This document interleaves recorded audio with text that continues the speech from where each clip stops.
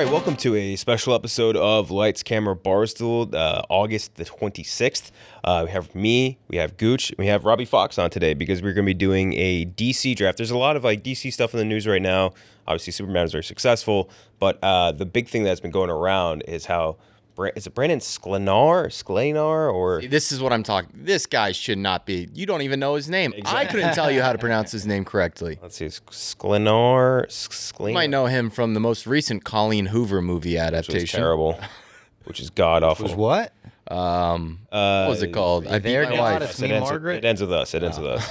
I beat my wife. She took me back. I saw a little bit. I fell asleep in the middle of that, woke up for the end. Yeah. Sklenar, I guess. He's handsome. Super handsome. He's in He's a handsome guy. He's in that Yellowstone spinoff. He looks amazing in that. And he's really good in it too. But he's been making the rounds kind of as maybe he could play Batman. And maybe he can. Look, I'm not doubting anybody. Anybody could potentially do it. It's just one of those names where it just kind of came out of nowhere and just hit the stratosphere, I guess, and everyone was talking about it. So we're going to be doing, at the conclusion of our reviews, we'll be doing basically a draft of all, or not really a draft, more like we're just kind of casting out some of the other main DC characters. But before we get to that, we'll also be talking about some news. Me and Gooch will be reviewing Heist to Lowest, as well as I think maybe touching on Honey Don't. I think briefly. There's not a lot to say about it. Yeah, I mean, there's a lot of touching. Yeah, definitely a lot of touching in that movie. Yeah, for sure. But before that, let's just get through some straight news. Nice and easy. First up, we had the first trailer for Anemone. It always reminds me of, was it Finding Nemo? Oh, I thought the exact same thing. The Anemone. Family bonds between fathers, sons, and brothers are explored as complex relationships fold through personal journeys and generational conflicts. It's Daniel Day-Lewis's first film in a decade since Phantom Thread. Sean Bean is in it as well, and Daniel Day-Lewis's son, Ronan, directed it. It's his first feature-length movie. Kind of see why he wants to come back to do it, help his son out, making his first big movie, for sure, Nepo thing, whatever. If that gets Daniel Day-Lewis out of retirement, I'm fine with that. And honestly, after watching the trailer, I'm like, okay, I'm not getting a lot from this, it's whatever. But if this comes out and is bad, and it forces Daniel Day-Lewis to say, I can't end on that note, he goes and does a good movie with a great director, I'm all down for that. And if, maybe this gets him the bug, it is great, and he has the bug to start acting more in general, I'm down for it. Either way, I just like to see Daniel Day-Lewis back on the screen. Yeah, I've been hesitant to really comment on or even give any mind to the Daniel Day-Lewis return to acting, just based on he's starring in a movie for his son. And I don't know what that means. When they say his son's name, I have no fucking idea who that is. He's 22, right? This is his directorial debut. 22? Young guy, yeah. It's very young, so I'm like, well, this may not be a real movie, so I don't know if we can really count this. Seeing the trailer, holy shit, this is a real movie. Yeah, it looks great. Yeah. It looks beautiful. Shocked me saying it was a 22-year-old. Yes, it looks like someone who's been doing it for a while. I mean, sure, he's probably had a lot of help growing up, getting into the arts and, shaping his skills, but good Lord, it looks fantastic. He might have very excited for this. He might have a really good DP on it, so I don't want to give Probably does. Oh, probably. I would assume, his whole life growing up around, some of the greatest movies and greatest filmmakers. My main takeaway from the trailer was Daniel Day-Lewis doesn't look that old. Why did he ever retire? He's one of those actors. Just say, hey, I'm taking a break. I'm not going to be acting for a while. And then, maybe leave the door open for, I don't know, in 10 years, a role might come up that I want to do. It just seems crazy to me that he ever retired. I also feel like I can't claim to be a Daniel Day-Lewis guy because I haven't seen so many of his classics. Sure. Mm-hmm. Haven't seen Phantom Thread. I know everyone loves that. I just watched Gangs of New York for the first time. How good is he in it, though? Blew me away, obviously. And There Will Be Blood, I love his performance in. I don't love the movie. I love, the first half of the movie, and then I don't love, what comes after the explosion and whatnot. By the way, Ben Fordsman is the DP on this. He did also Love Lies Bleeding, which did look good. Okay, yeah, no, that looked really good. Yeah. I like the look of that. Yeah, a couple other things. End of the Fucking World, yeah. Oh, really? Yeah, a couple other randoms ones in between. I've been thinking about that show recently because of Alex Lothar and the Alien Earth. Oh, wow, yeah. No, I've been waiting for, not to get off track, but Saint Maud as well. Yes. But yeah, so he's got some credits there. But yeah, not to take too much credit away from Ronan Day-Lewis, or is it Ronan Lewis? Ronan Day-Lewis? RDL, yeah. Day-Lewis is the, I guess that's a combo surname. Never thought about that. We also had a trailer for The Mastermind. In 1970, Mooney and two cohorts wander into a museum in broad daylight and steal 4 paintings. When holding on to the art proves more difficult than stealing them, Mooney is relegated to life on the run, starring Josh O'Connor and Alana Haim, directed by Kelly Reichardt, who I think you and me probably best know from First Cow, which I liked a lot. I like First Cow. That was a good movie. Good, quiet little indie movie. What is that? Because I saw I think it said like from acclaimed director, and I didn't recognize the director. Looked her up, and I didn't recognize the movies either. Very popular indie director. Yeah. Very like there's a subsect of like A24 heads who think she's like the GOAT running right now. They say she's like literally the best actor or best what director. would your She's talented, but like I think there's more to it than make an indie movie. I'm excited for this, but like I don't think kind of gave me like Wes Anderson vibes a little bit. Is color the color for sure. Yeah. Coloring, a lot of is that like how all her movies look? I wouldn't say First Cow looked like that. No, this was a very different turn, I think. Gotcha. Yeah, First Cow was pretty dreary, I would say overall. John Magaro, right, was the main guy. I watched it on the cast for this too. Should I throw that on the watch list? First Cow? It's a tough one to rate. It's very tough to recommend.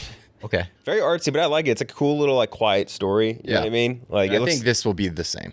I think this will be very quiet. Yeah. So when it says heist movie, I'm like just a little hesitant to really buy that. But it looked like a full-on heist movie. But it looked cool. Oh, I like it looks O'Connor. very cool. I like Alana Haim a lot. I think she was awesome in Licorice Pizza. So I like all the components. So hopefully it's good. And I do like the 70s. Like I feel like it's kind of hard to make a lot of movies feel very immersive, and I think the way that they shot it with whatever technique they're using to make it look more 70s-ish, but it looks like more immersive to the period. Grain. Yeah, very Beautiful grainy. grain. Oh, I feel like the visuals were what drove me to kind of be interested more than anything else in the trailer. Yep. Yeah. Some other news that we got, Glenn Powell said he could never play Bond. Austin Butler also said the same thing. I do like the funniest thing is that Glenn Powell said, I'm a Texan. Yes. Not because he's an American, but because he's a Texan. And Austin Butler said the same thing, which that was a little more shocking. Weird that both quotes came out this week. Like, is there some journalist out there that's just asking every American? This is going to be the Marvel. It's going to be the Marvel. You know, when for a while there during like the in-game days, like didn't matter who you were, you were going to get asked if you would ever be in a Marvel movie or a DC movie. And now it's like Denis Villeneuve is doing a James Bond movie, and we don't know who James Bond is going to be. So it's like the biggest role out there. With Butler, I guess it makes sense since he's worked with Denny before. Glenn Powell has not yet, unless I'm really forgetting something. No. Butler also said, like, I can't do that, but, like, if you want me to play the villain, call me up. And I feel like they should call him up. Oh, After seeing how he played the villain in Dune 2, like, holy shit, he would probably knock that out of the park. Depends on the type of villain, I guess. But, yeah, you could definitely do it. Yeah. He's also good in Eddington. He was a good like, pseudo-villain. Yeah. I like the idea of that. As soon as I read that quote, I was like, Austin Butler as a Bond villain could be fucking cool. Could be very cool. K-pop Demon Hunters made $18 million last weekend. It's Netflix's first ever time leading the box office, which, considering the company's been around for like 20 years, not always making movies, but like it does feel kind of crazy because they make so many they put that in movies. theaters. They put it in for like with like a sing-along version so that people could take their kids and go watch it and like do the sing-along But part. it was already out on Netflix for a while. Yeah, exactly. Wow. But just kind of a cool little thing. Like they're like, hey, maybe we'll just throw this in the theater, and it made a shit ton of money. So maybe do that more often with the movies that you spend $800 million making instead of just dumping it on a streaming platform. Yeah, especially for like the new Knives Out. Yeah.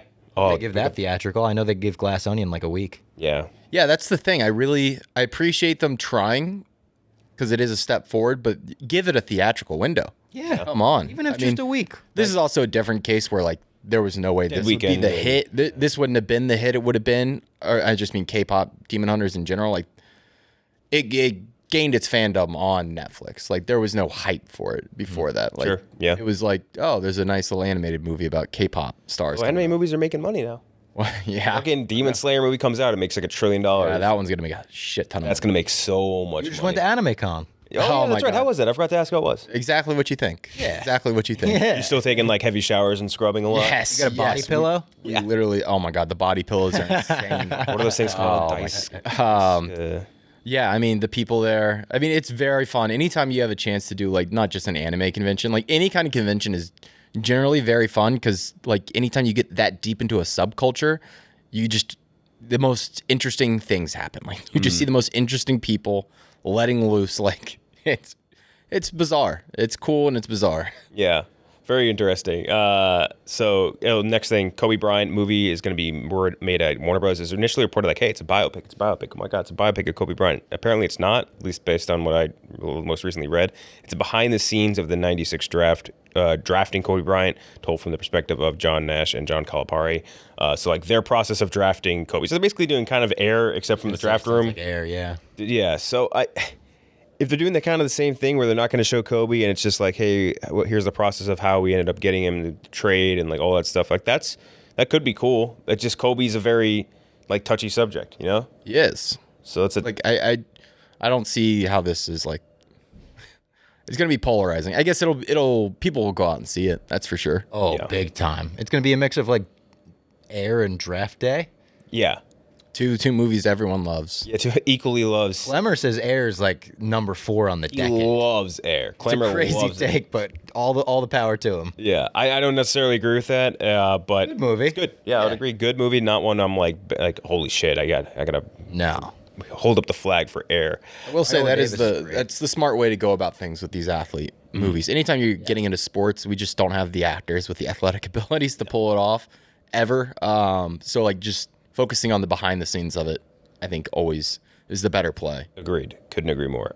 Blade Runner 2099 will officially come out next year on Prime. Speaking of dumping stuff on Prime, Michelle Yeoh and Hunter Schafer both in it. Just not like a ton to really know or say about it. I do think Schaefer's like an interesting pick to put into this because she's got like an android like look to her. Yeah. You know what I mean, which I think fits perfectly into this universe. And Michelle Yeoh, obviously great and excellent actor across generations. But although I would have loved her if this was like 20 years ago and she could do all the action shit still, it would be a lot cooler.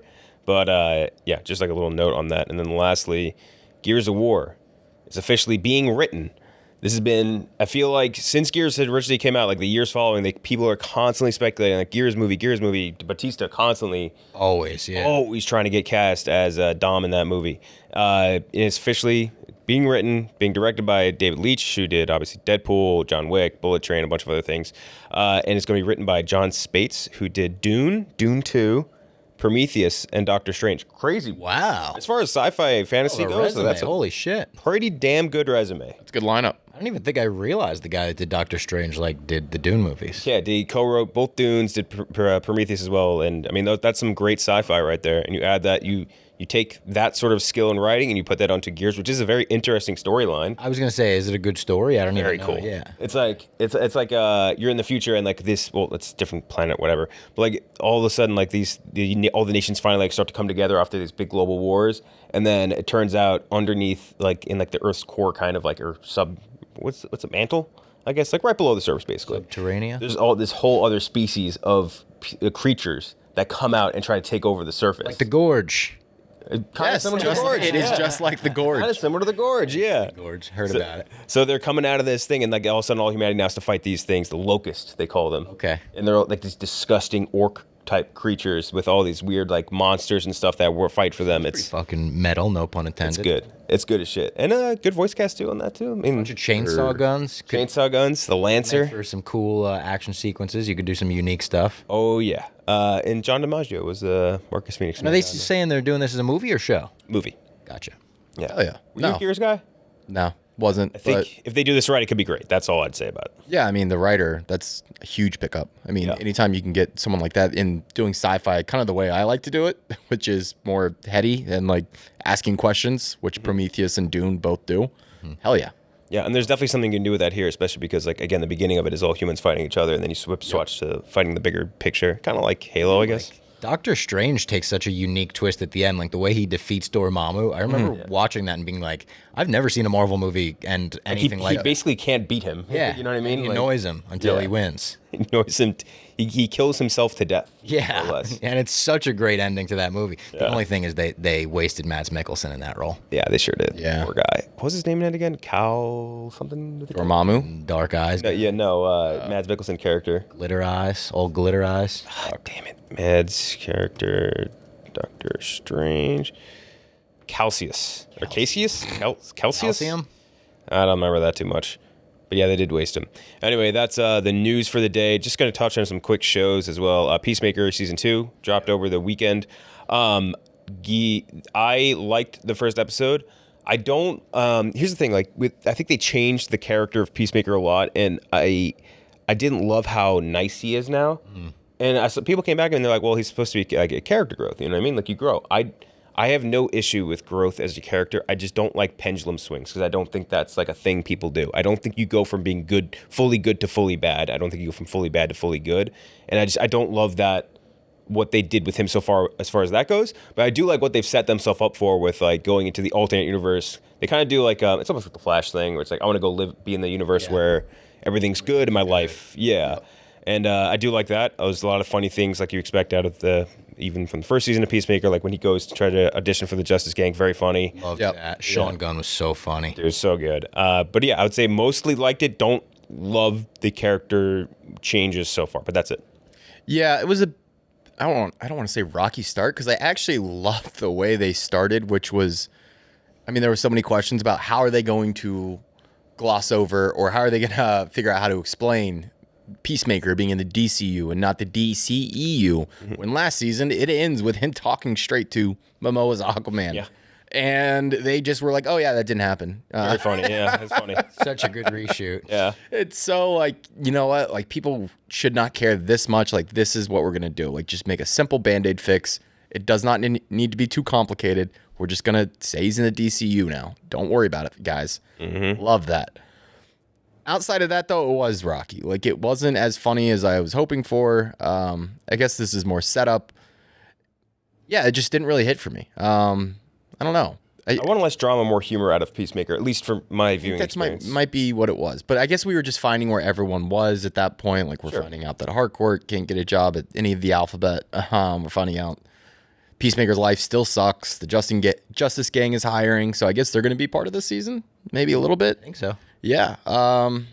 Good stuff, but like definitely could have been funnier. I guess that's the real appeal for Peacemaker for me, is how funny it was. Having what's his name join in as his no, spoiler alert. His brother, what was his name? The guy Roy. Yes, Roy from The Office. Yeah. That's Great casting, I thought. Yeah. It's like you need the person in that family to be a little douchey. Yeah. I feel like you see that actor and you just picture Roy right away. I do at least. Do you know the second level to why that's a very funny casting?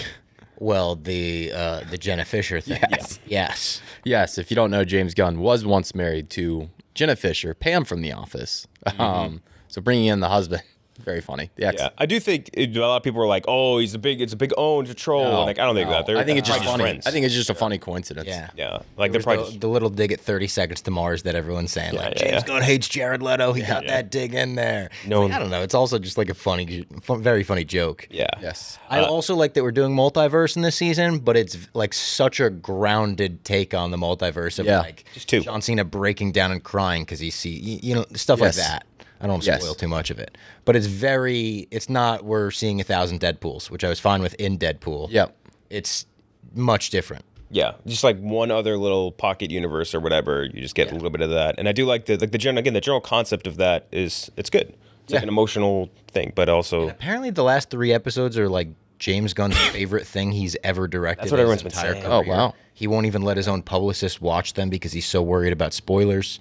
Like, I don't know what's going to happen in those final 3 episodes, but people are hyping him up to an insane level already. Yeah. Wait until Brandon Sklenar's Batman shows up. People are legitimately saying is like the DCU Batman debuting in Peacemaker. There's no not a chance. fucking chance. Not a chance. The fact that people choice are was even made so saying long that ago. speaks to how like James Gunn has got people being like, oh my God, like maybe he'll appear in Peacemaker season 2. Like what?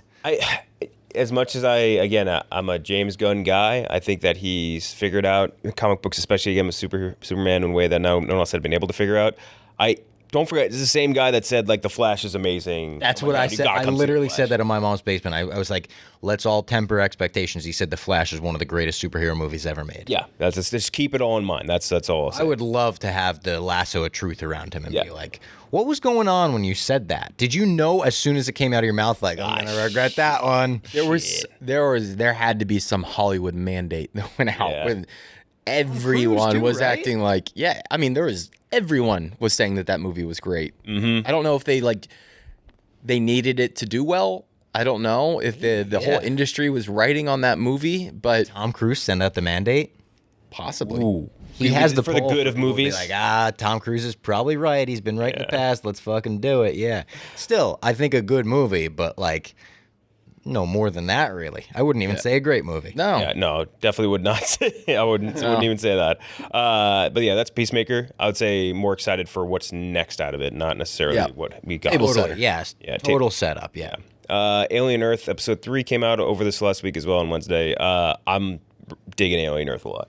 Yeah. Like it's cool. I like there are main set of characters. Like Noah Hawley, I think is good at like throwing out some questions at you. Yep. Yeah. Like make you think a little bit. He does that. You get, I think, 2 really cool, interesting main characters in like the Wendy and what's the brother's name again? I forget. I like that Wendy actor. and Joe. Hermit. Joe. Hermit. His nickname's like Hermit. Yeah, right? yeah. But I So- can't remember his like actual That name. was Joe. Am I dumb?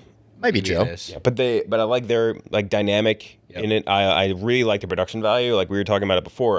Great. Reminds me a lot of Romulus, like the retro tech, which Yeah. I think is so much smarter than like, oh, everything is updated, even though for some reason we're actually back in time from Alien the original. So CG looks good too. Yeah. The monsters, not only the xenomorph, the little things like the the creatures. eyeball, I love the little creatures. yeah, little critters. Yep. Those are great. Timothy Oliphant's fucking great. he's awesome. He's like one of my favorite parts of the show. Oh yeah. I like when he's like kind of like trying to back down the security officer too. Yes. He's like not shit talking about like trying to intimidate him. I like his back and forth with it was a Boy Cavalier. Yes. I like that actor too. He's doing a really good job. Like great, like psycho rich guy. Yeah. Yes. Boy genius. He's very good. Yes, he's been, I think, my favorite character so far. He's very good. No, this has all been what I hoped for. I also really love we're getting like all 3 different types of, and that's kind of what the premise leads off with, the 3 different types of infinite life, or is what just immortality. Yeah, Sorry. continuation. Like the cyborg, the synthetics, what was the third option? A hybrid of Hybrid, yes, the hybrids, and like kind of you get to see how they're processing their humanity in real time, and then the monsters. We've gotten probably a little too much xenomorph for my liking these first 3 Maybe, yeah. episodes. But I can't complain because the other monsters are so fucking good. I talking love about- those. I love the little eyeball monster with all the 8 eyes, and then when you get the POV shot from the monster, and it's like looking out of a fly's eyes. I don't know, like yeah. it's like a That's good. kaleidoscope. So good. We were talking about it earlier. The fact that they introduced the main xenomorph so early makes us think like that's clearly not going to be one of the big bads here. It's going to Yeah. be something else. Whether I don't think it's going to be like a queen or whatever. fucking jacked xenomorph. Like Yeah. some kind of Something different. that looks like the Rock. What if humans are the real villains? Humans are the Humans. It is funny when he's like, this is no longer a recon mission. Like, go get the steal their shit. It's like, all right, we're doing the alien thing. Yeah. Yep. Go steal their Everyone wants shit. The info, yeah. I do like also seeing like Wayland Yutani, like their CEOs going back, like the whole world is like what's The it? faction war between that stuff and who has like oversight. Well, this is now a crash on our property. That's all really cool. Yes, I know. It's kind of setting up like in like a Game of Thrones kind of way. Like they're Yes. getting like some loyalty set up, like backstabbing. Like you can see like the alliances starting to form. It's very fun. House Wayland I wasn't Yeah, really literally. expecting that. Which Yeah, that's something I think both of you when I talked to you about it, we're kind of like I don't know how interested I'm in Earth or versus anything else, and like, but it's cool. They're setting up like you're saying, like I want to stay on Earth and see how this all works out. I was foolishly also like picturing more of a, I guess less of a sci-fi Earth. Kind of like, are they gonna fucking crash down in the suburbs? Like, what's going on? I did not expect that fucking ship to land right in the heart of the city. Middle of the city, yeah. Yeah. But I like the take on like where Earth would be at that point. Yeah, Yes. it's cool. Just like divided into 3 mega corporations owning everything. Yeah. But yeah, very good so far. Enjoying it quite a bit. Can't wait to see more from old Noah Hawley. And then lastly, just touch on a movie really quick. Honey, Don't Me. You saw it. I don't think you've seen I it, didn't right? see it, no. I mean, there's not a lot to say about it. I think I'm always excited when a Cohen is doing something, unless it's the Garfield Cohen. Then I'm not as excited. That's Eaton, not Ethan. Not Ethan. Cohen. Ethan Cohen. Poor was it Bill Murray? Yeah. Right? Yeah. It fell for that. But so like Coen brother goes and makes a movie with Margaret Qualley. You're like, oh, cool, interesting. And it's so scattered and so messy and so like tonally fucked up, and there's so many issues with it. It kind of bummed me out because there's like a couple really cool like snappy lines which you expect out of Coen Yes. brothers, right? And you can see like that's where his strength is in their partnership when they Yes. typically are together. But he's missing something to tie everything together. Had a really, I think, bad ending. Like Oh, one of the terrible. worst endings I can remember in a long time. Like to the point where like You're almost selling me on the movie, like in a bad way. Like I almost want to see we how saw- bad the ending could be. we saw it as me fights Kelly and I forget who we had someone else too, but a couple other people as well. But like the movie ended and we all just looked at each other like that can't be it. That can't be the only thing that they got there, and it was insane. I like the cast too. I like everyone in the cast. How's Chris Evans? Is he good? Barely in it. Yeah, he's fine. I mean, it's a role that was built for like John Goodman like 30 years ago. Yeah. And they have him doing it, so it doesn't necessarily work all that well. Aubrey Plaza and Margaret Qualley, are they good in it? These are all good. It's just like it's totally fucked up. They have like Margaret Qualley doing like a she type of like. I think Aubrey Plaza, and I hate to say this right now, but I thought she was pretty fucking bad in that movie. They're being asked to do opposite things, and like it's just stylistically such a clash because like Margaret Qualley's doing like this noir detective performance. Yeah. And Aubrey Plaza is kind of playing like a regular person for most of the movie, I would say. And then like everyone else is kind of just normal, but then Qualley's doing this like private dick 50s thing. They're doing it? Oh, they're doing it. Oh, trust me. This movie tries to also present itself as like this really sexy, sleek thing.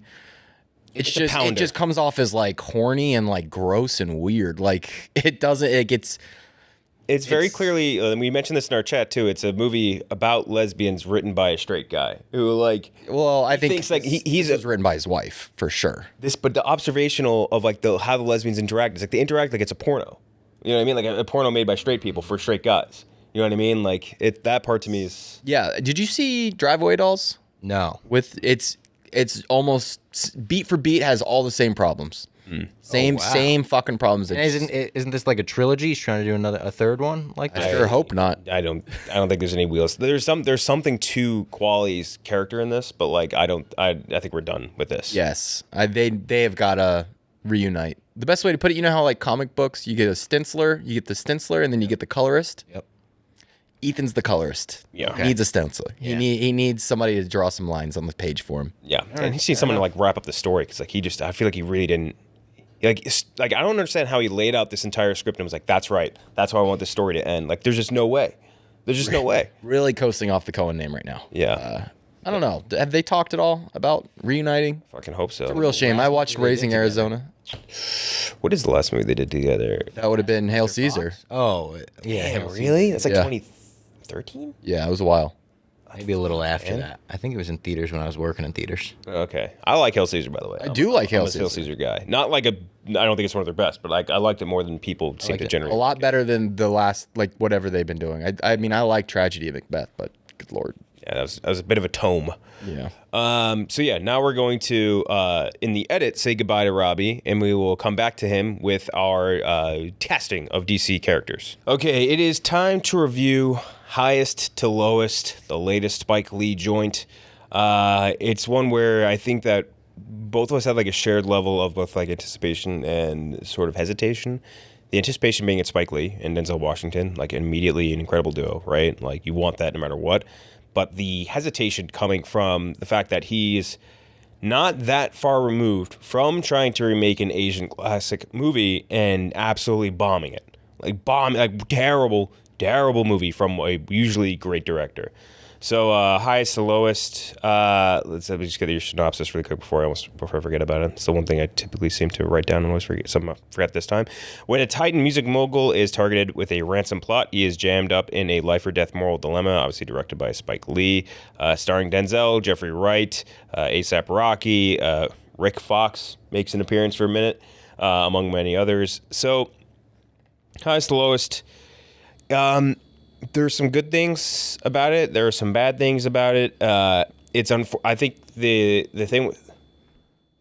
Would you say there are some highs and lows? There are certainly a lot of highs and a lot of lows, without a doubt. And I would say that the lows, unfortunately, outpace a lot of the highs for the movie.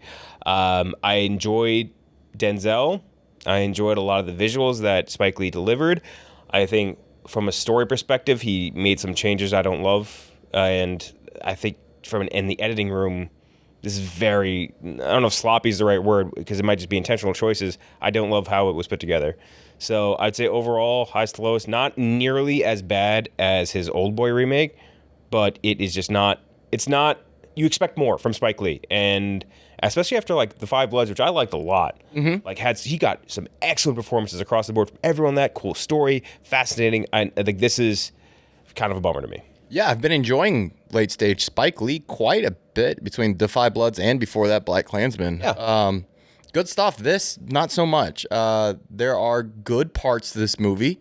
Denzel for sure being one of them. There's a sequence, this isn't a spoiler, it's a movie shot in New York City on a train in the subway system that is awesome. But outside that, man, this is rough. And the first hour is very fucking rough. Like you said, the editing is all over the place. He never holds on a shot more than 10 seconds. The music choices are fucking bizarre in this movie.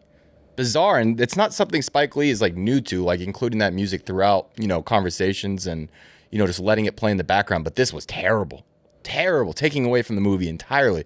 I'd love to see a cut without that music. You're talking about the original score, or you're talking about his... The original score. Okay. I wish there were more needle drops. We're talking about the movie follows a music producer with the best ears in the biz. We get like 2 needle drops the whole movie. Yeah. Yeah, so there's a lot of problems here, and it's really tough when, you try not to compare it when they're a reinterpretation or a reimagining of a movie. But when you're remaking what is one of consensus, or what is, I think, there's a consensus that this is a top 20 movie all time. At least one of the all-time greats from one of the all-time great filmmakers. It's unavoidable that I'm going to want to compare it to that. Like, it's just unavoidable. And this doesn't hold a candle in really any facet of filmmaking. Like, it doesn't come close. I'm sorry. Like I said, there's some good stuff here, but I hated a lot of this. Really did not like it. Pretty disappointed. I think Spike would tell you the same thing 10 years from now. What's weird, too, is, like, I think that you aren't immune from criticism trying to remake a classic, right? Like, you feel like you have to embrace that. Yes. Like, you're taking on that challenge, so, like, it's now on you to pay your respect to it, to make it a great movie and all those things. And so I just want to get that out of the way, too. So, like, it's not like, oh, well, it was such a hard thing to remake. Like, well, then don't do it. Yes, I know. There's a group of people that are like, you can't criticize, you can't compare it to the original. It's a different movie. It's like, well, he called it highest to lowest. Like he called it highest, high to low. Like, I'm sorry. He's taking the story. I mean, it's being sold as that. Like he's wearing a high and low like T-shirt on the red carpet. I'm gonna compare it. I'm sorry. The guy was Kingo in the original thing. His name was Guy David King or whatever. It's just a remake. You know what I mean? Mm-hmm. Or reimagining, whatever. Do you want to talk about the supporting cast as well? We could definitely, yeah. So here, we'll talk about what we like and we didn't like in this. Like you mentioned, Denzel, I think no matter what the movie is, good or bad, even in like, for example, like Gladiator 2. Like you can't turn in a bad performance. It's impossible. He's always the best part, no matter what. If it's bad or a good movie, he's always great. Visually, I think you get a lot of really cool, beautiful shots in this. Like there are a lot of cool. I wish it was more consistent with how cool it was. One of the best things about the original is how much they hold on the architecture. Mm-hmm. Like the camera really doesn't move too much, but everything in frame is so beautiful, especially the way it's blocked, and just that Japanese architecture is just so gorgeous to look at. So when he's doing it with New York City architecture, I'm thinking like, oh, this is going to be a knockout, and he kind of gets there at points, but he really doesn't ever commit to it. I don't know, and especially with the editing, that you can't ever stay and look at a frame for more than 5 seconds. Yeah, I think visually, like it looks good. You know what I mean? Like it's very difficult. And we talk about this with like Celine Song and like Materialist, whatever. Like very few people can shoot New York well. Like obviously Spike Lee is probably definitively the New York like director of the last 20 plus like 30-ish years, something like that. Like he gets that for sure. The one thing I would say that I wish we got more out of is like we get a lot of the opulence in the B-roll and the stuff that we get. We don't get a lot of the dingy. Yes. Which I do feel like is important because you're seeing the highest to the lowest. You're supposed to be seeing where the top echelon are and where the bottom echelon are, and I feel like you didn't get a lot of the second half. On the negatives, okay, supporting cast is a big thing to talk about here. A$AP Rocky was not ready for this. He was not ready for this role. Not ready, but not even close to being the worst. No, he's not even close to the worst. He's not even close to the worst. But I gotta say, yes. A$AP Rocky was not ready for this performance. He needed like a few more reps under his belt before taking on a Spike Lee antagonist role. Yes. And it reminded me almost of Spike Lee's acting in Do the Right Thing. Yeah. Like, where he's like clearly he's getting circles ran around him by everybody in that movie.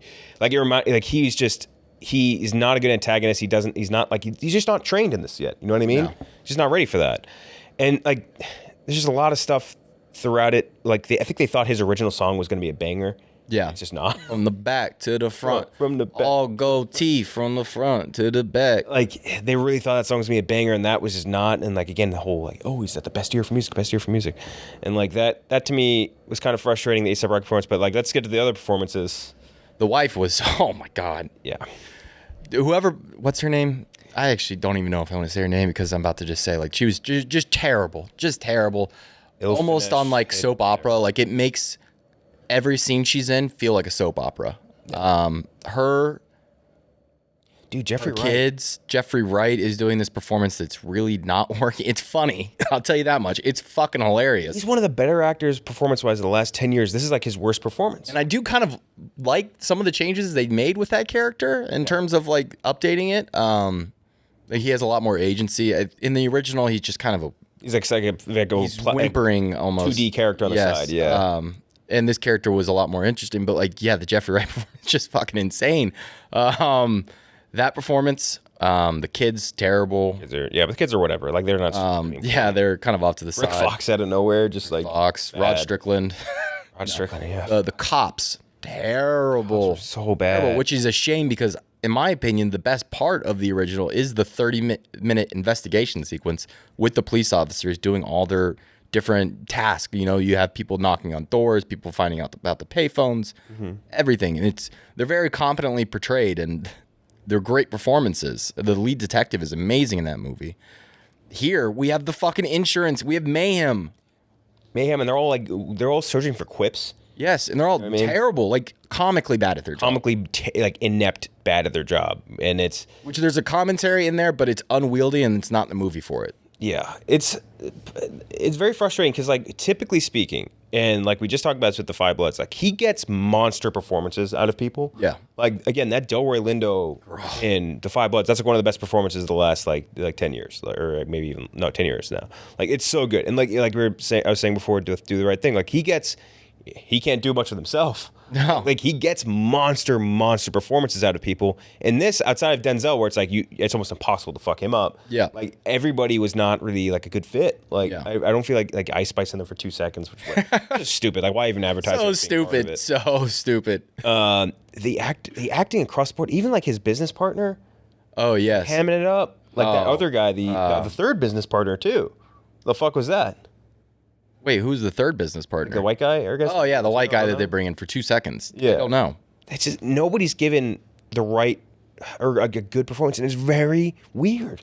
It's bizarre. It's bizarre that Spike Lee announces he's making... So these must have been casting decisions. It's not like they couldn't get anybody. Yeah, it's Spike Lee making a remake of Kurosawa. Like, that should be an easy Denzel signed on the lead. Like, you would think people would be chomping at the bit to be in this movie. And I'm sure they were, but this cast was not it. I'll say that. It's also tough to be like, oh well, they're all bad. Like, it's the directors. If you can't get to the right take, like there's a point where that comes down to the director, right? Yeah. Like with A$AP Rocky, you could say like, hey, don't cast him. You know what I mean? Yeah. Like, you try to do it to try and get some of like the New York love, and you know, maybe because he's a rapper from like you could get something out of that, and just like that could just be like, oh well, he's just not ready for that. But I feel like there is a point where if nobody's giving, and these are good actors, especially Jeffrey Wright, and you can't get a good performance out of them, then it's going to be on you. Yeah, that's very fair. Very fair. But I also struggle to blame him because, like you brought up, like he's never had this problem before.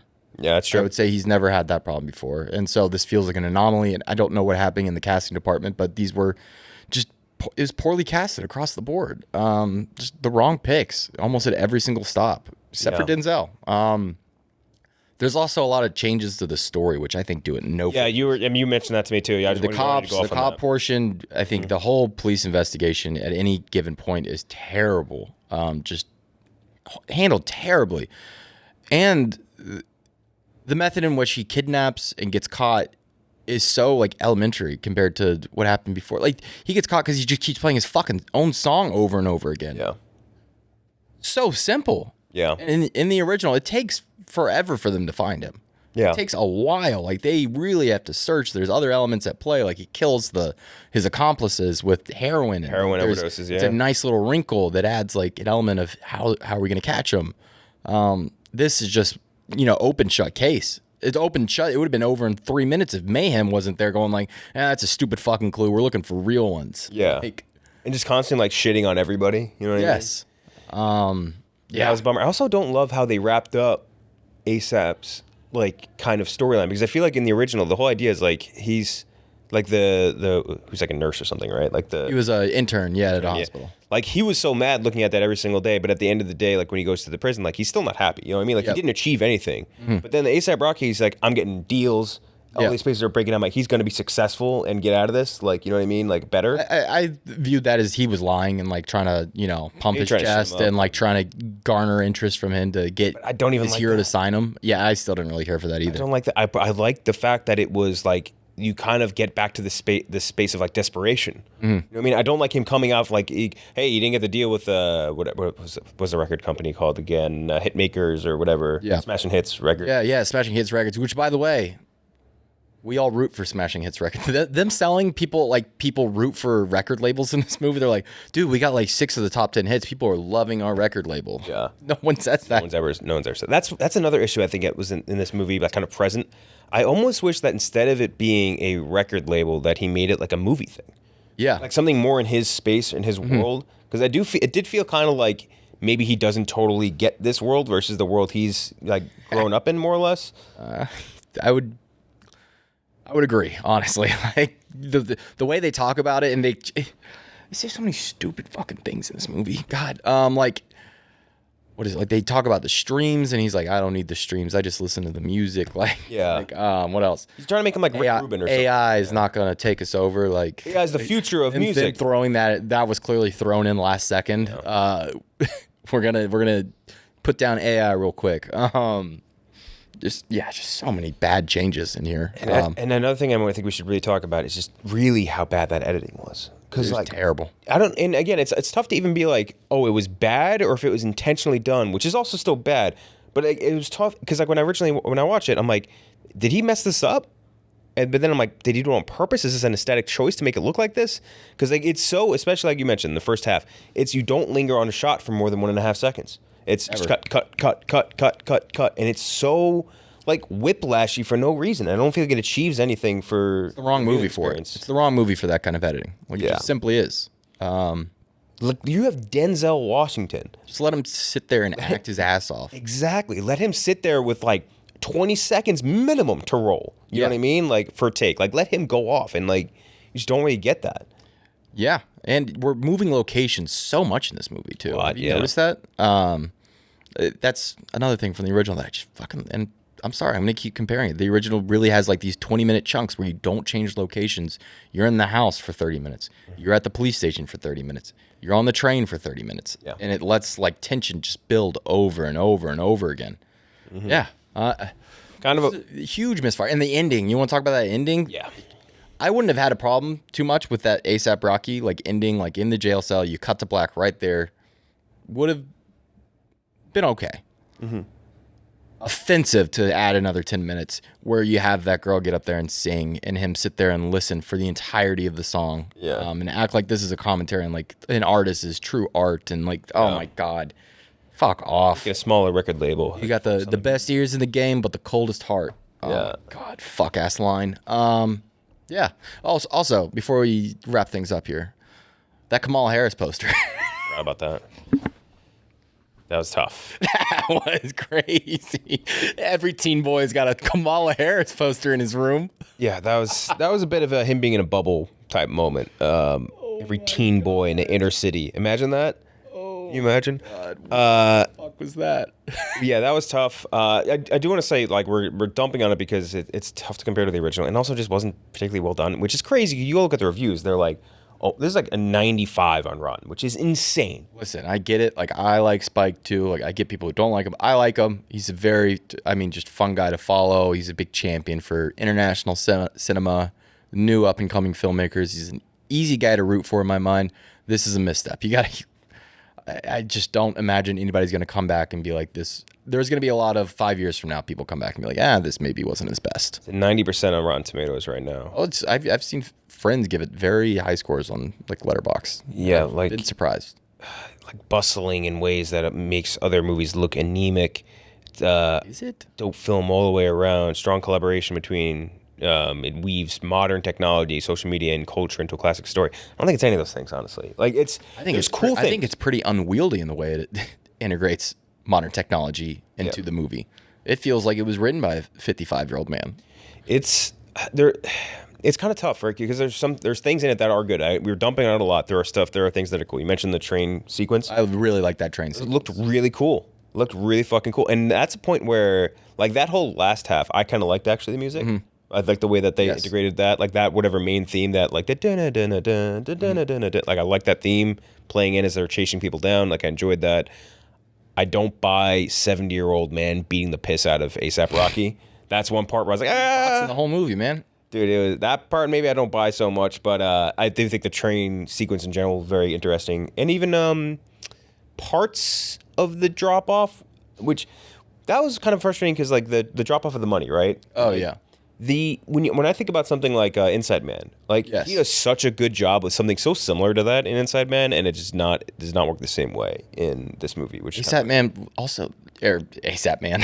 A$AP Man, yeah. Inside Man was very self-contained, though. Like, it's self-contained, and you had Clive Owen for Denzel to bounce off. Yeah. And Chiwetel Ejiofor. Yeah. So you had, like... And Defoe. You had the right people. Yeah. There's a lot missing. I do think if they had a better actor for the antagonist, it would make for a better movie, for sure. That was I had a couple questions out of it. One of them would it be better with a different actor than A$AP Rocky? I think for sure. Mm-hmm. I think if you had a legit actor that could go back and forth with him in a more antagonistic way and just had a little more skill. And again, it's not a knock on A$AP Rocky. I just think you just took a guy, like a 17-year-old, and threw him in the majors with Spike Lee and fucking Denzel Washington. You just put him up against prime Randy Johnson and was like, yeah, go do it. Yeah. Like, you're just not going to work. Unless he's like a once-in-a-lifetime level talent, which he's just like once in a lifetime. And also, should Spike Lee be banned from making Asian movies? Yeah, I think he's done. I think he should be banned. Yeah, I'll be honest. I think he's officially banned from the remake world. Also, just why keep doing them? Also, I think probably Hollywood in general should just be kind of banned from trying to remake Asian movies in general. I feel like or maybe just foreign movies. Wait for the Parasite remake, buddy. Do you remember the Force Majeure remake? Oh yeah, Downhill. Downhill is so bad. Oh my god! And then like they're doing the remake of Mads movie. After the Hunt. No, the drinking one. Oh, Another Round. Another Round. You don't remember that? They were making a remake of that. Why? Making they made remakes of, like, every time they do one of these or reimagining, it just doesn't work. If you want to take the core story elements and do something different, do that. Yeah. I don't think this works. But yeah, so frustrating. Some things are good. Denzel, again, amazing. Some of the sequences look really good. Maybe a bit too much on the B-roll side here. Yeah. This is kind of like one big B-roll movie. But yeah, there's a lot of points where I was like, am I watching one of my YouTube videos on New York City architecture? Like just drone footage, like. Yeah, just drone and helicopter footage. But yeah, so a little frustrating. You come to expect more from someone like Spike Lee, who is an incredible director, capable of amazing things, and again, drawing out incredible performances, not just from his main cast, but like the side characters. You know what I mean? And he just got nothing out of that from this group, and the story was just a nothing to me, and it's kind of frustrating. Do you think, last question I had, do you think this could have been saved with a re-edit? I don't know. I think the biggest... Like, is there a better movie hidden in this with a cleaner edit? I don't think so. I think there's a lot of problems even outside. I think maybe square one is the performances for me. Like, but like the performances, and then I can deal with the editing after that. There's a lot of stuff where it's just... I don't know if there's a movie... I mean, obviously there's a good movie in here. Fucking High and Low. But... this version, I don't know if there was a great movie in here. The acting thing, too, even when I think about with the editing, like, there's no way that was Jeffrey Wright's best take on half of those lines. There's no chance. So I feel like there has to be footage in here that creates a better movie. It feels like a lot of this was lost in the editing room. Yeah. Disappointing. Very disappointing. Very disappointing. Yeah. So excited for whatever. We'll always be excited for Spike Lee movies. Whenever they come out, I'll be there that opening weekend. But this one is a bit of a bummer. So highest to lowest... not exactly what we expected. For me, I ended up with like a 2.5 on Letterboxd. I don't know what you ended up with on. I'm at 2.5 too, I think. I wanted to go to 3, but I truthfully just cannot. Like this is right down the middle, I think. By the way, some of the better humor. I can't sit here and say it was more good than bad. So There were a lot of funny moments. That's the only thing I think. There were some funny moments. Good lines. Like the scene where like, you can't track a burner. What the fuck are you talking about? Like, that was funny. Yeah, that and getting John Turturro's brother on the train just to sit there and say "fuck Boston," and then Boston pulled the emergency brake. Boston pulled the emergency brake. Yeah. There's definitely some good humor in this. He was you could tell he wrote this like a week after the Celtics won the NBA championship. He was going through it. With the Celtics headband too, yeah. So again, that's highest to lowest. I don't think either of us loved it very much. Expected way more out of it, and now I think I understand why Apple was not. Yeah, pushing it. There's a reason why this didn't go wide. So now let's go to our casting of the DC heroes back with Robbie Fox. All right, welcome back, Robbie. You didn't leave the room. It's only been 2 actual seconds of real time, but we're going to be doing now we're saying a casting of DC characters. The way that we did it is I laid out for them, you're going to be casting a Batman, an Aquaman, Wonder Woman, The Flash, Cyborg, basically the Justice League, more or less. And then on top of that, you get 1 random hero to pick, and then you get 3 villains. Whatever you want, whoever you want to cast in them. We'll start out with the easy one. We'll just do Batman right off the bat. And we'll kind of like snake it in a way. Again, it's not a draft. You can double pick the same characters. It doesn't matter. And I'll just go first. It might be chalky. I don't know how people kind of feel about him as a Batman actor. I kind of like Sebastian Stan as Batman. I think he's easy. I think he blends well with Corn Sweat in my head, like them next to each other, battling up against each other. I think he's capable of like a darker, more gruff performance. He can get jacked. We've seen him in Winter Soldier. So I think he could be a good Wayne, and he could be a really good Batman. And I think the Wayne is more important. We haven't had a really good Bruce Wayne specifically performance. Like, no disrespect to Pattinson, that's just like a different level of Bruce Wayne. I feel like Christian Bale was okay, but like I like Bale's Bruce Wayne. Bale's Bruce Wayne was great. Yeah, that's where. But this is where I feel like Sebastian Stan can really star. You know what I mean? Like he can really give you a combination of like the comic booky Clooney, which was not love, but like I feel like his Bruce Wayne was good. It's just Batman sucked. There's something in my head that can't see top level Marvel actors is like. As like a Batman? He's almost too famous in my head as Winter Soldier to play Batman. I feel like you could say the same about like a lot of that eliminates half of Hollywood, obviously. Like, which is a huge issue. Yeah. But like picture his chiseled ass jaw in that thing, man. He does have the jaw. He has the jaw. I think he could do the voice. I have seen it before. Like people are pushing for this. I think I would be almost an outlier. Let's see. I don't know how he would do as a Batman. Do you think the Bruce Wayne element is interesting? And I really think he'd do well with the direction they're taking him in, which is with having the Bat family. I think he would do really well as like with younger people. Yeah, that's. I mean, I'm just looking at a picture of Sebastian Stan in a black suit and like. I mean, if he wasn't Winter Soldier, I'd be like, he's literally like. Yeah, and he is going to be tied up with. I mean, he's still in the MCU somehow. He's running for office right now. He's going to be the president. I think he's a congressman by Thunderbolts. Yeah, he's definitely already in office. Yeah. We got an election to run. We got a campaign to run. But I think he'd be really solid as Batman. Gooch. I like that pick. My pick is very polarizing. Robert Pattinson. You want to bring him over? I want to bring him over. People, I was out on it I was out on it for the longest time. And it is a huge clash between styles. But isn't that what Superman and Batman always are? It's huge clash between styles. And isn't that what makes it beautiful? The peanut butter jelly element of it. The sweet and the sour. And the other thing is, I can really picture those two being best friends. Corn Sweat and Pattinson. I can see that, yeah. Yes. Like there's the cat dog element to it, where it's like he's the cat, he's the dog. He's like their personalities would be complete opposites, and I think they'd mesh well because they ultimately are just good people. I agree. I think in my head, I picture. It'd be tough to pull off. I picture Corn Sweat almost like in the Justice League like cartoons. Yes. I picture him in like a big beefy Batman that's just like a sarcastic asshole, not a depressed asshole, but like a sarcastic like don't talk to me type of asshole. You know what I mean? Yeah. So that's in my head. That's the only reason why I don't see the fit, only because he's more of like a dour, depressed Batman. So, but that would be my only complaint. Other than that, Robbie. Batman's my favorite character, like of all time. I have no fucking idea how to cast Batman. This was the hardest one on the list for me, and it should be the easiest. But I decided to just fucking go with someone's name who is almost Batman itself. I'm gonna go Tom Bateman. How about that? I'm going for Tom Bateman, Daisy Ridley's husband. What? Okay. A British guy. So we would have Pattinson and Bateman both together as Brits.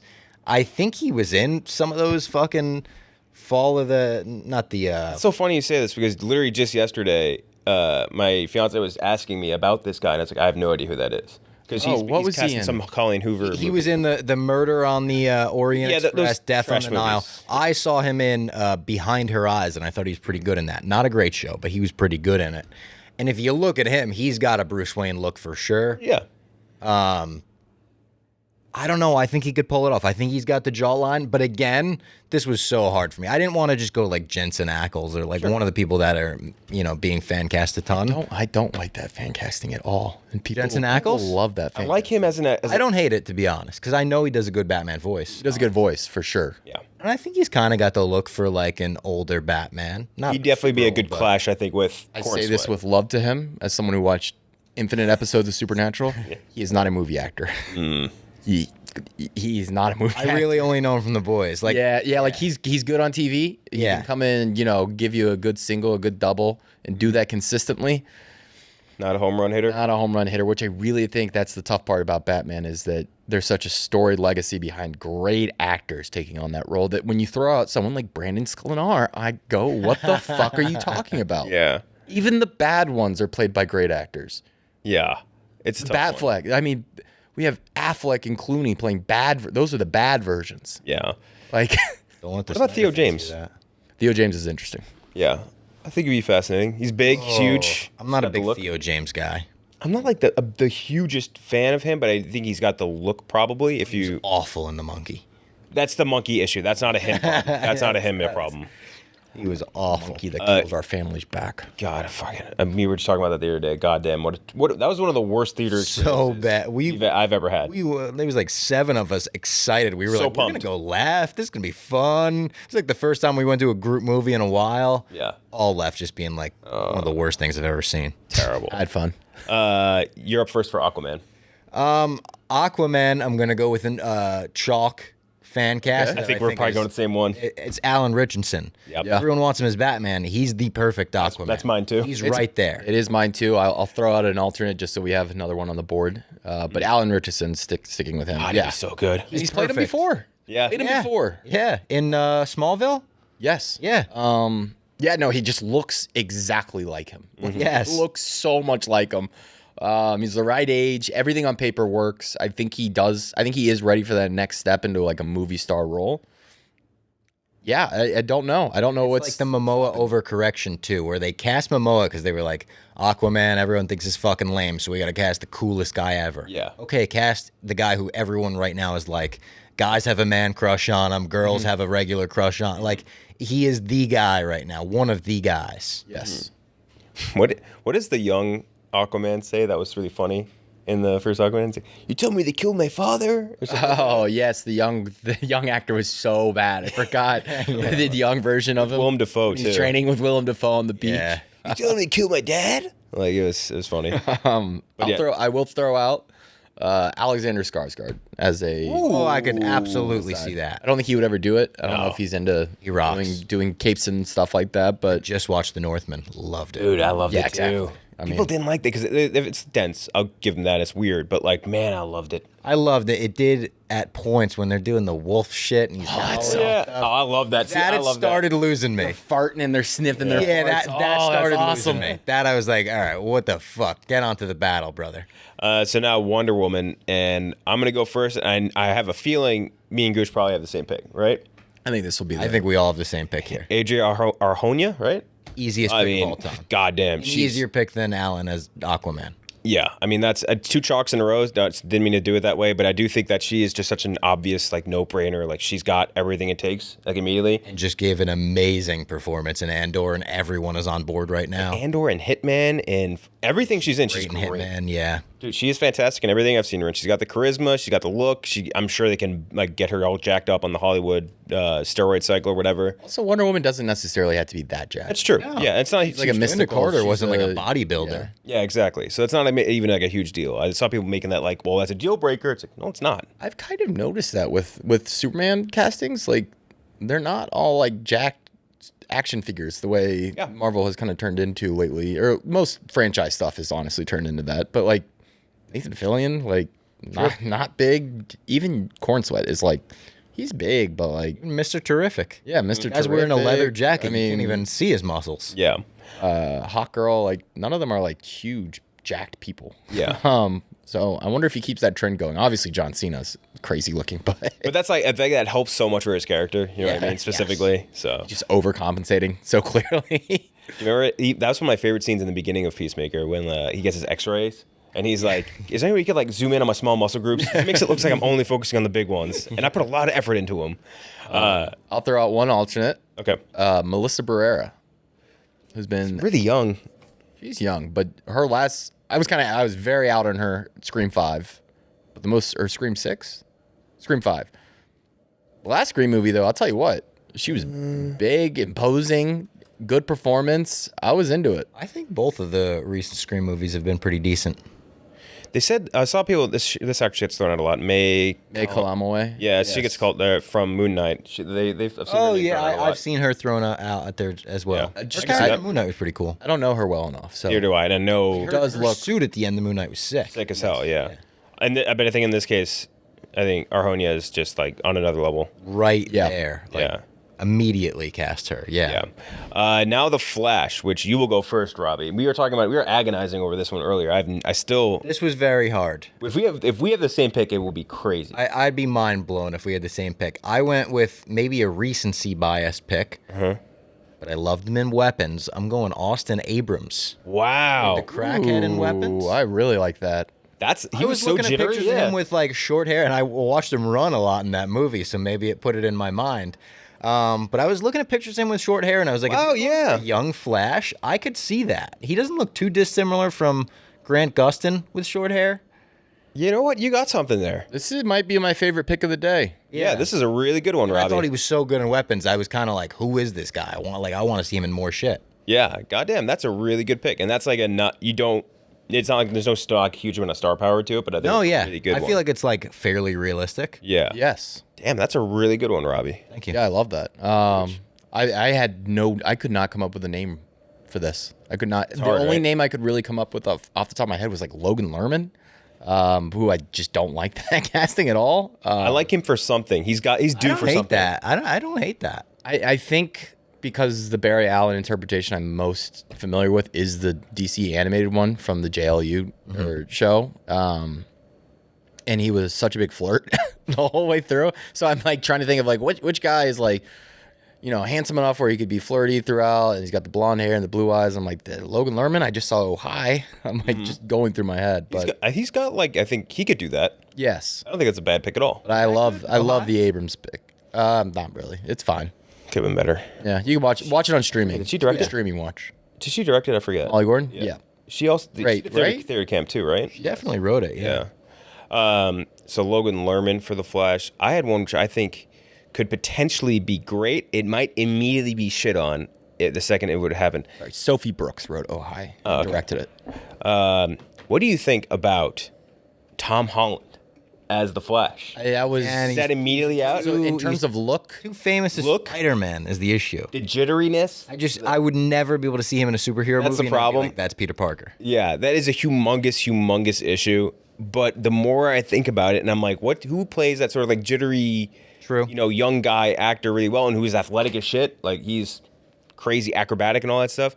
I think Tom Holland, like if Spider-Man didn't exist and he was just already famous, I would say yes, obviously, like he's Yeah. the right pick. But Oh, the Spider-Man thing is a definitely. humongous issue. People love casting him as Beast Boy too. Like Yeah, casting yeah. as Beast Boy and Yeah. Zendaya and Chalamet and all them. Yeah. Yeah, I know it's not necessarily a hot pick for this, but I think that I'm trying to think of who could replicate the. I don't. There's like a nerdiness to it too. Exactly, Yep. yeah. The nerdy dork younger guy that can also hit like another level as far as like the Flashpoint shit. He So plays that perfectly in spite like that type of role. basically Perfectly. does that Yeah. in like the multiverse stuff too. So Yeah. so he could do it. So Tom Holland, and now for Cyborg, the pick I came up with is a guy I don't think I've seen in a movie in a long time, but he was damn good for a stretch. Do you remember Trevante Rhodes I'm gonna look him from up. Moonlight? Oh yes. And then like after that, he did like Predator and like a couple other random things. He was really good, and I feel like he just kind of disappeared. He might have something. I'm like, yeah, Oh, I'm I could literally see looking that. up to see what has he been up to. I have no idea, but he was Huge now. Oh my. he was awesome. Candy Cane Lane in 2023. Yikes. Jesus. That's not great. Bird Box. He was in Bird Box. He played Mike Tyson in the Mike Tyson miniseries on Hulu. Okay, that's why he looks so big in The this. Tyler Perry thing is making, but like this guy, like huge is good for Cyborg, obviously. Sure. Yes. He was a really good actor in what do you call it? Was I just saying Moonlight? Fantastic in that. Like he's good in these things, and I think he's got the look, the acting ability, and like to give it a little more juice than maybe was that Ray Fisher was able to give it. Not that it was his fault, more just kind of the situation he was in. So yeah, I thought I like Javante Rhodes here. We'll say 35. So what? Cyborg's a young guy. He did not necessarily in every iteration. Like in Cyborg and Justice League, he's like in his late 30s, right? I think he's usually.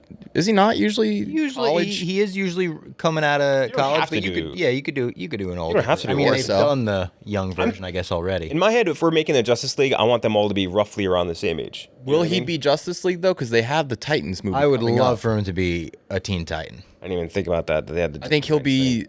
I think the way James Gunn's mind work, he probably ends up being the leader and like the father the- figure okay. of the Drax. So he the needs to father be like figure a- of the Titans. So he needs to be more of like a Mid-20s age. Yeah, I think mid-20s. But this guy, I mean, he looks young. For a version of Justice League, He could pull off mid-20s. Yeah. So Javante Rhodes could. I'll stick with Javante Rhodes. Gooch, you're up.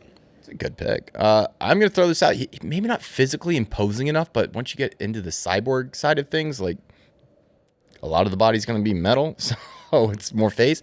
David Johnson from played a robot already. He did a great job. Did a great job. I think he's going to knock The Long Walk out of the park, coming up with Cooper Hoffman. From Alien Romulus, David Johnson, not the Cardinals running back. Yes.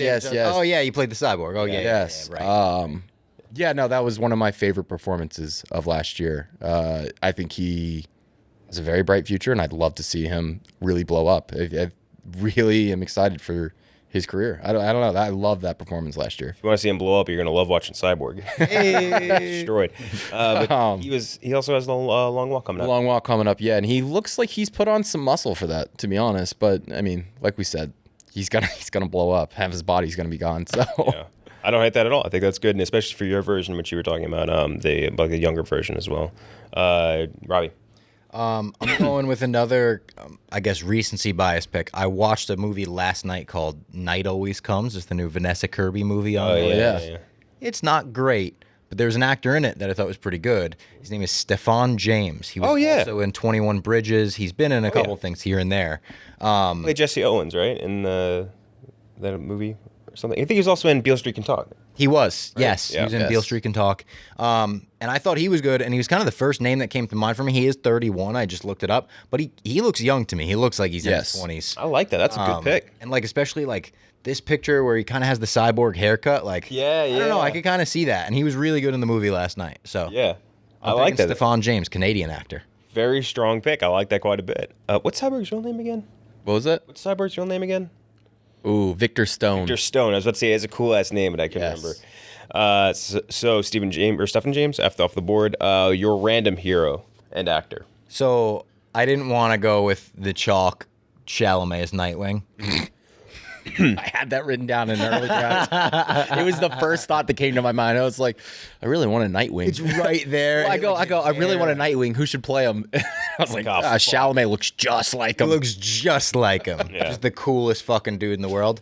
I am going with fan casting I have seen before, but I think it's so perfect. Boyd Holbrook is Green Arrow.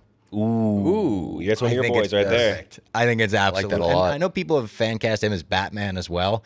I think he's like spot on for Green Arrow. I could also see Austin Butler as Green Arrow.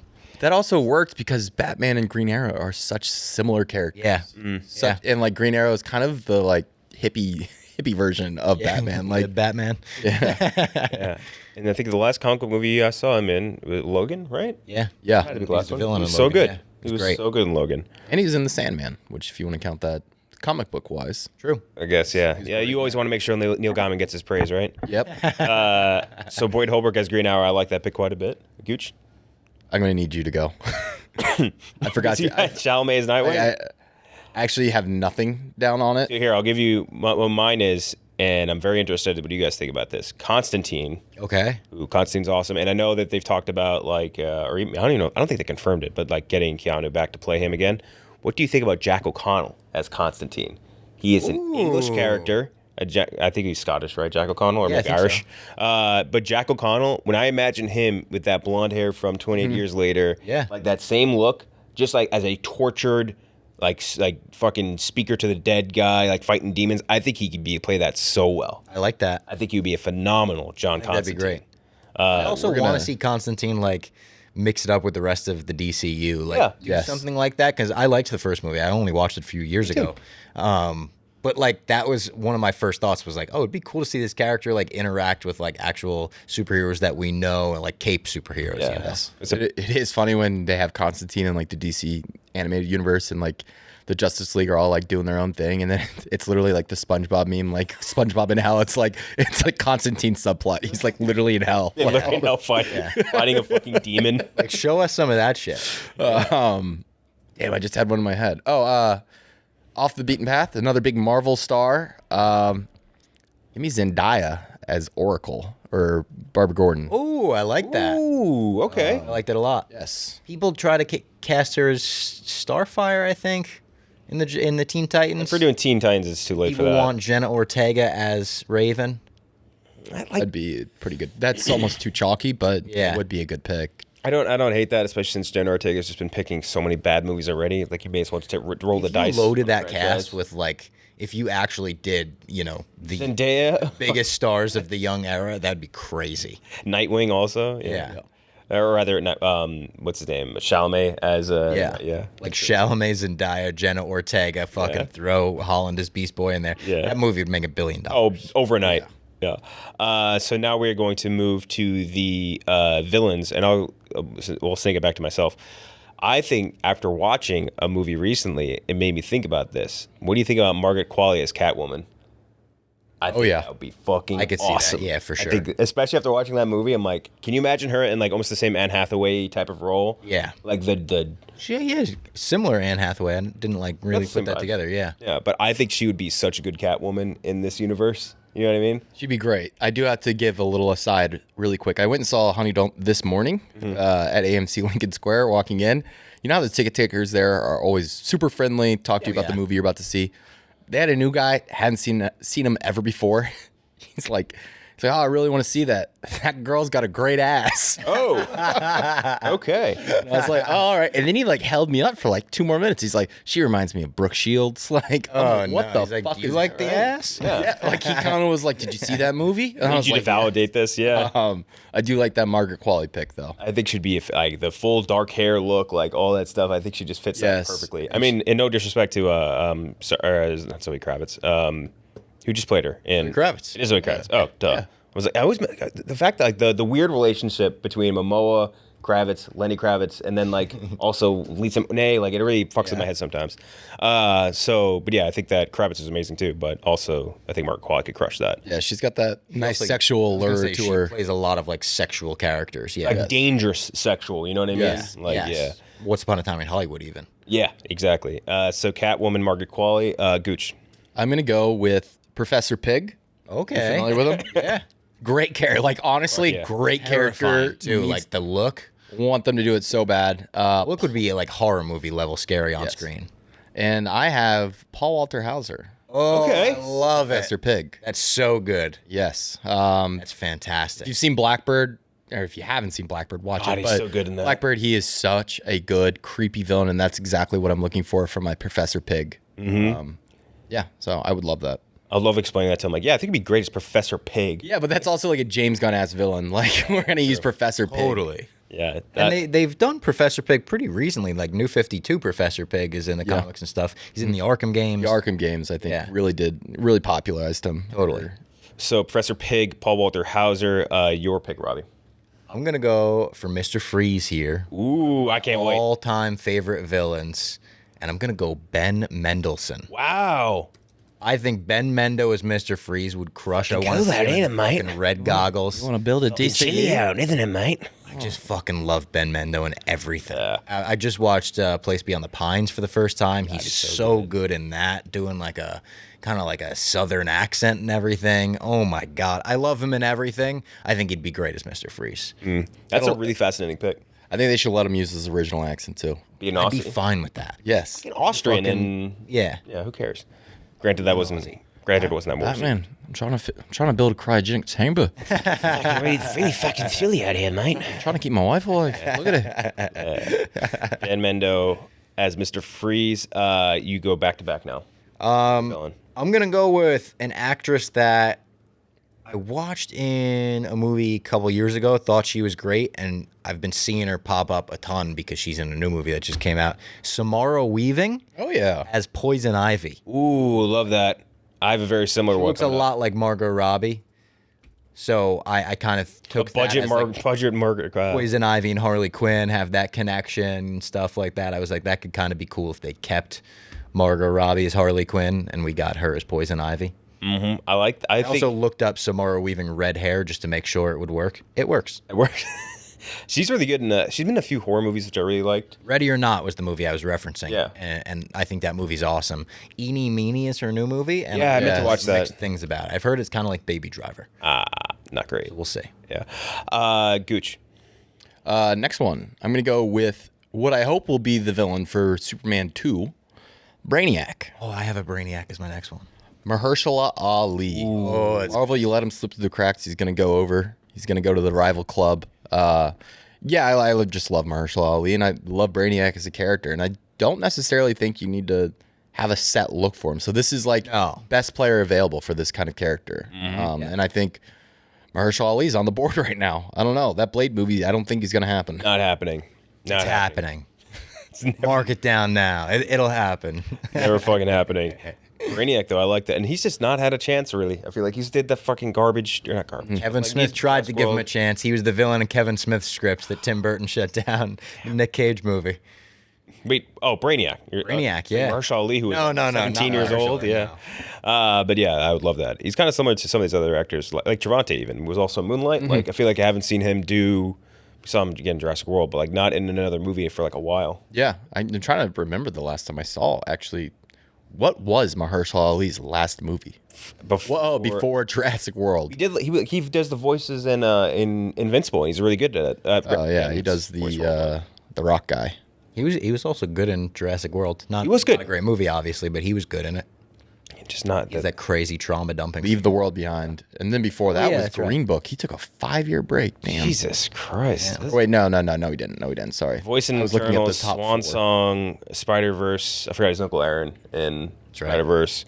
Leave the World Behind, which was not good. I forgot about it. But he's only But in that again, fun. he's pretty good in it. He's good not in in it. it a ton, but Yeah, I was about to say it wasn't in it that much. he's always very good, even if the movie isn't. And then like True Detective, Alita Battle Angel, one of your I didn't faves. watch this season of True Detective, but I heard it was good. It was good. It was definitely the best since the Yeah. first. But there's a gap between there and then a giant gap between Nick that. Cage in talks to do this season 5. I know, dude. I should have put that in the news thing. It's one of those things where like I'd be more excited for this if this was like season 2 of the show. True, yeah. And I'd be way more excited for it if the same showrunner from season 4 wasn't doing this season as well. Yeah, true. Because man, dude, that last season, the ending is so stupid. Really bad. So fucking stupid. So Brainiac as Mahershala Ali. I also picked Poison Ivy. Oh, And I did Palm Clementif. Oh, I like that a lot. I could see that. Yeah. I think I imagine her in Mission Impossible, like big, like badass, strong. Also, like has like that, like almost similar to the, not to be too like a sexual freak or whatever, but like it's like Poison Ivy needs that sort of energy. You know what I mean? Like because she Not to be a seduces, sexual freak. just like she seduces people, and like I think you kind of get a little bit of that in the Mission Impossible role. Is it for Paris? sure. Yeah. Yeah, Paris. You know, James Gunn is reusing her in like a big way. Oh yeah. And I just think she has the goods. So Poison Ivy as Palm Clementif as Poison Ivy. You could double up on DCU roles because she's a robot. She's a Superman robot. She is, and I think we Oh, can yeah. get away with that.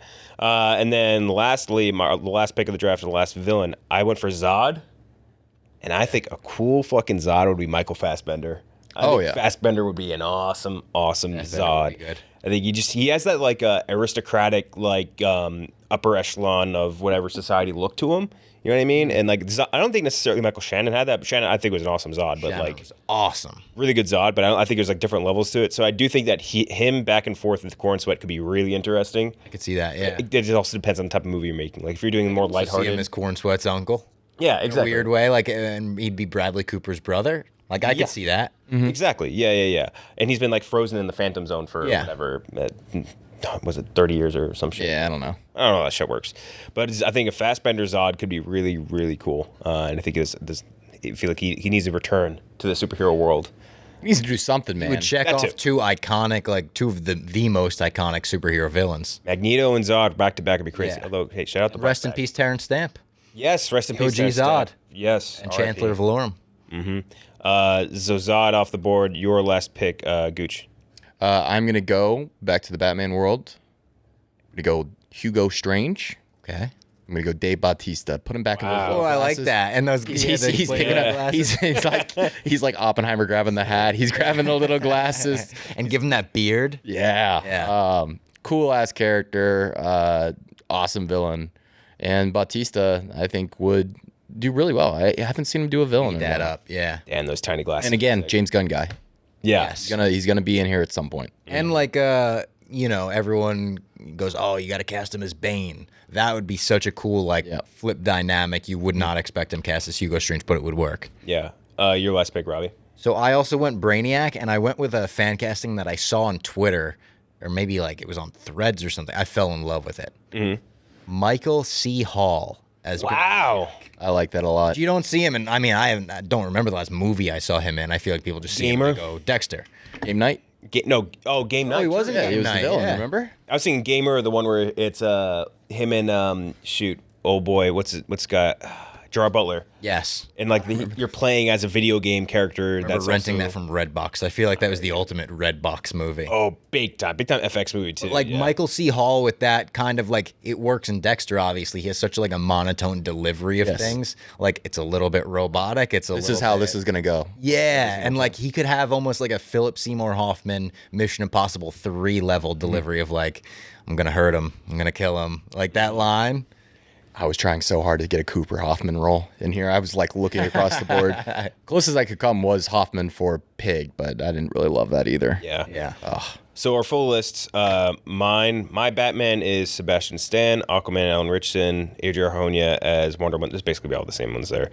Tom Holland as the Flash, Trevante Rhodes as Cyborg, Constantine Jack O'Connell, Catwoman Margaret Qualley, Poison Ivy Palm Clementif, and then Zod Michael Fassbender. Gooch has Robert Pattinson as Batman coming back in. Potentially Alexander Skarsgård as Aquaman, Arjona again, Logan Lerman as the Flash, David Johnson as Cyborg, Barbara Gordon Zendaya, Professor Pig Paul Walter Hauser, Brainiac Mahershala Ali, and Hugo Strange Bautista, and Robbie Fox as Tom Bateman. I need to learn more about this guy. The fact that my fiance who watches no movies, like, who is this guy? It's crazy, and I didn't even know. Alan Richardson as Aquaman, Arjona as Wonder Woman, Austin Abrams as the Flash. I like that. I think that's the best pick of the draft. I gotta say, oh, really? Pick of the draft from Robbie Fox. I haven't seen that fan cast anywhere ever, and I really love it. Stephen James as Cyborg, Boyd Holbrook as Green Arrow, Mr. Freeze, Ben Mendelsohn, Samara Weaving as Poison Ivy, and Michael C. Hall as Brainiac. Good ass picks. Thank you. John Wick should watch this. Or John Wick. John Wick? James Gunn. What the hell just happened there? I was just looking at John Wick written down somewhere. John Wick should watch this. John Wick, wherever you are, come check this one out, dude. Just watching. Yeah, don't worry, he's listening. Every pick. Get on back. Yeah. But James Gunn, you should definitely check this one out. I think we got some gold here. Granted, some of these are just kind of chalky fan castings or whatever. And I think he did say specifically that he had been in contact with Alan Richardson. He's like, I love Alan Richardson. He said, let's just see what happens. Yeah, I wonder what that means. But yeah, so that's our picks. Thank you for watching it. Next week, I think, what movie you have next week? It's Caught Stealing. Caught Stealing, that's right. Which apparently is good. Yeah. Yeah, I've heard nothing but like upper level good to great things about so far. No, I'm excited because the last 3 weeks have been fucking awful. Yeah, been pretty bad and disappointing. Freakier Friday was amazing. I still haven't seen it. Not dying to see that one. But thank you, Robbie Fox, for joining. Go watch Caught Stealing, and we'll see you guys next week.